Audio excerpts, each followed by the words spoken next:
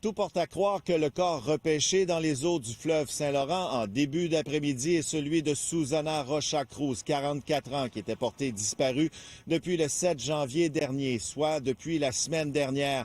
Son corps a été repêché à proximité du quai 22 par les autorités, notamment assistées des plongeurs de la Sûreté du Québec.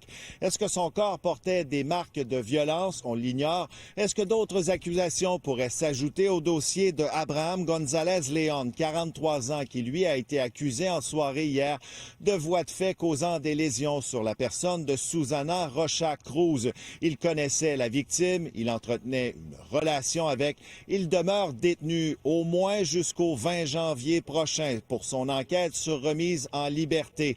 Les policiers ont fait le point cet après-midi, du moins sur la découverte du corps, avait cette déclaration à faire. Un corps a été repêché par les plongeurs de la Sûreté du Québec aux abords du quai 22 situé sur la rue d'Alousie. Donc pour l'instant, il n'y a aucune identification formelle du corps qui a été faite.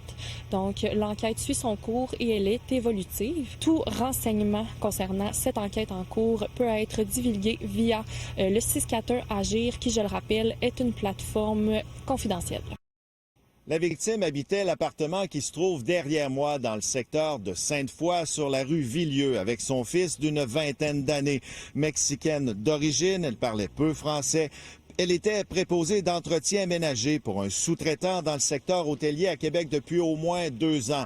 Ce que j'ai appris aujourd'hui, c'est qu'un message via son compte Messenger a été envoyé à son employeur le 8 janvier dernier et qu'elle serait de retour le vendredi. J'ai aussi appris que c'est un appel des policiers de Laval qui a initié l'affaire ici pour les policiers de Québec.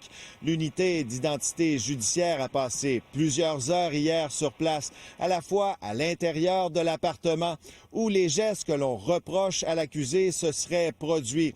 Il y a eu également de nombreuses recherches terrain, présence aussi du poste de commandement mobile.